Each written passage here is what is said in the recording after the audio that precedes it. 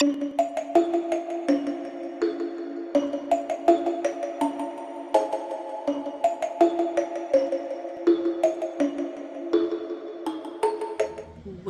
back to another spooky story. I hope you guys are enjoying these. I know we're just gearing up for Halloween, but like, I love spooky ooky. I do. I don't know about you guys, but like every year I always like end up watching like all the Mike Flanagan shows, like House on Haunted Hill, Haunting of Bly Manor, like all of those, the Fall of the House of Usher. I love Mike Flanagan, so that's like kind of what I watch to get into the mindset of like, okay, it's spooky season now, because like right now we're watching Christmas movies on Hallmark.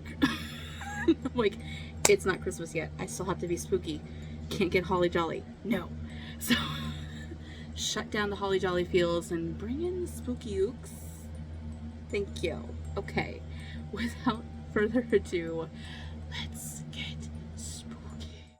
Kevin had always had like really good hearing. Like, it was kind of a running joke amongst his family that he could hear, you know, from a mile away. So if you were trying to hide something from him, you had to like go to another state. You know, it's just kind of a running gag. And he didn't really know why he had such good hearing, but he just had always had really good hearing. He could hear stuff being said in the next room. Which caused, of course, plenty of shenanigans as a child, but, you know, as an adult, he just really didn't think anything about it anymore. Well, it came to pass that, you know, little tiny supersonic eared Kevin grew into man Kevin, and he had a man job, and he had to, you know, provide for a family. And he moved up within the ranks in his company and became an executive, and it was very exciting. They were going to move him to a new West Coast division that they were running, and, you know, wanted him to move his family. They were going to put him up in this new house that just came on the market. They were buying it for him. He had all these amazing things going for him. But as soon as they moved him to the house, he heard this weird clacking sound, and no one else could hear it. And that didn't really surprise him because, again, supersonic hearing, he'd always had it.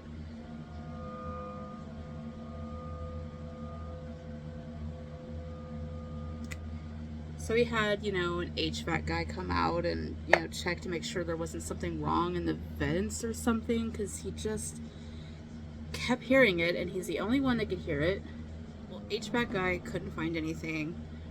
He tried figuring out some other things that it could possibly be, like maybe it's something with the central heat and air.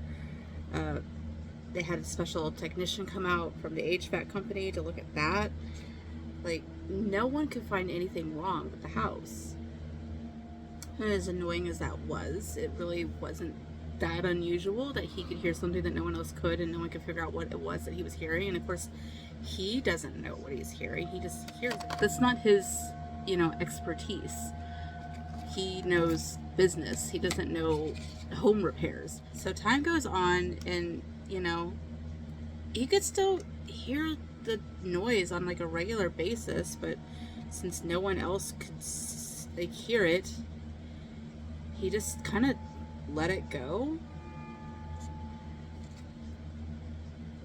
just focused on his new job. And, you know, he was honestly having a great time at his new job. Everything was going great. Everyone loved the new boss. No complaints there. I got to know some of his colleagues. He brought him back home for a party, a little dinner party.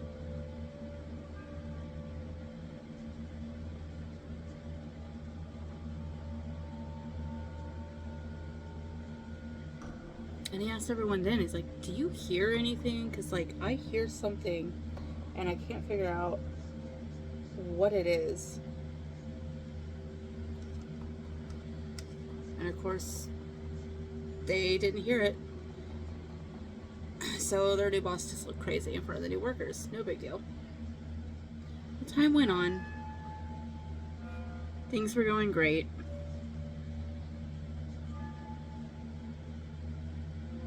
And he was going to get a nice little bonus. So he thought, let's get a pool.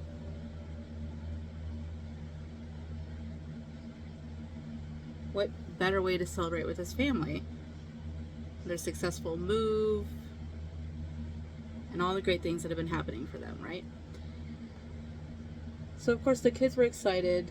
The wife's excited. Everyone's all on board for Operation Pool. Kevin calls contractor, make sure they're, within the code to like get everything done that they need to have done with the HOA and all that.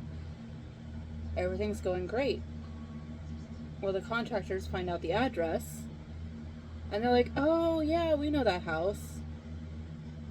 We've had to actually do some work there before. Well, Kevin didn't know about any work having to have been done to the house. There was nothing mentioned when he signed all the papers and stuff. The contractors were like, oh, no, don't worry. There's nothing wrong with the house. It's just, some minor work needed to be done. Previous owner was kind of old and didn't really do a lot of upkeeping on the house. Well, Kevin had never heard any kind of information about the previous owner, so he's like, oh, I didn't. No one said anything about that to me at all. Like, I hope it wasn't, extensive damage or anything. And I was like, oh, no, nothing like that.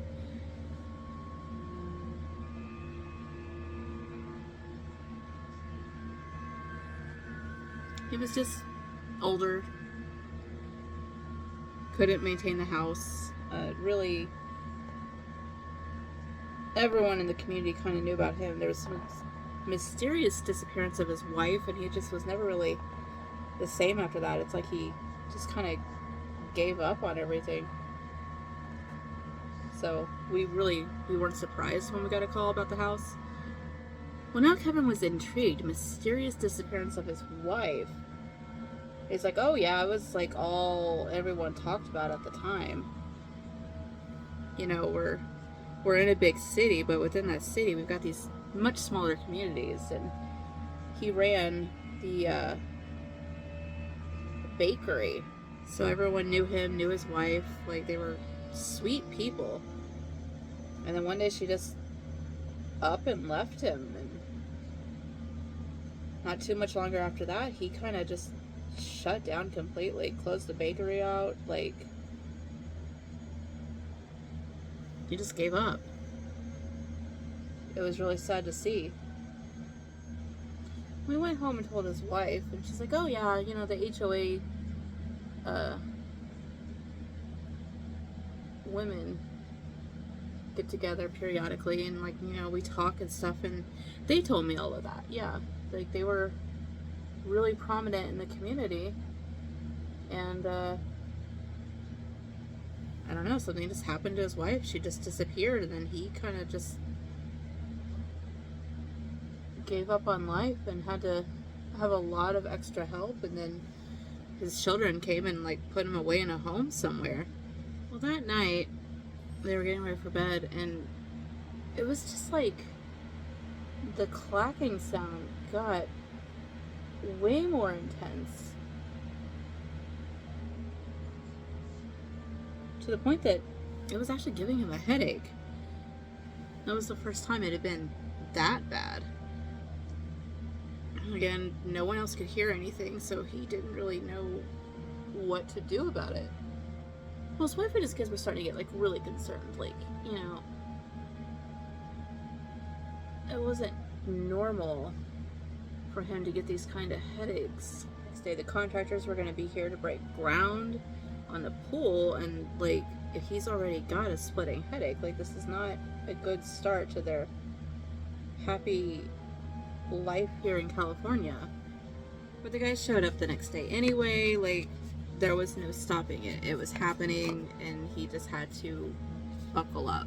When he woke up the next day, he just had like a minor headache, but it wasn't too bad. And then the guys showed up to start in on digging. He left for work, and by the time he came home from work, the headache was gone, everything was fine. But as soon as he stepped foot on the property, not only was the clacking sound back, but it was even more intense than it had ever been before. And he could distinctly hear 2 different sets of clacking now instead of just 1 set of clacking. Well, he went into his wife and was like, hey, you know, how'd it go today? She said, oh, you know, it went fine. They dug down a little bit, but they still have to come back and finish tomorrow. They broke something and they had to leave early. So he looked out in the backyard and saw the huge pit that they'd kind of roped off because, you know, kids, standing there staring out at his backyard. It was like it intensified. He winced and jumped away, as if jumping away from the window could stop the noise from happening. His wife asked if he was okay, and he said, no, it's the clacking. It's like drums inside of my head. Like, I can't get it to shut up. I don't know what's going on. Next day, the contractors came back and started digging again.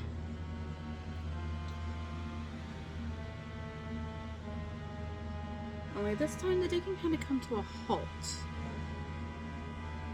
as they found what looked to be a human skull.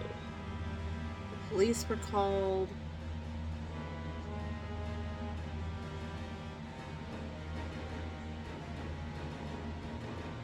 She had to call Kevin, have him come home from work early. It was a whole crazy fiasco. Using forensic evidence, they were able to identify that the skull actually did belong to the baker's wife. When they continued digging, they found another skull that had been shot in the head. Well, they did some looking around, they found the baker, and he confessed that he found his wife cheating on him. So he killed her and her lover and buried them 10 feet under in the backyard. Told everyone that he was building a foundation for a shed. You just can't trust your neighbors, can ya? And that was this. I'm sorry for the huge jump in like makeup, but like I couldn't focus on all the little details that I was trying to do and tell the story at the same time. So yeah, there was like probably a good 20 minutes of me just doing the makeup and not saying a word. So that's going to be fun to edit. Hope you guys enjoyed this, and I will see you in the next one. Don't forget, next week is also going to be spooky-ooky, and then we're going to have a very special video on Halloween as well. So when you're done with the kitties, or maybe while you're getting ready for the kitties, you can listen to me doing a dramatic reading of Edgar Allan Poe. See you next week.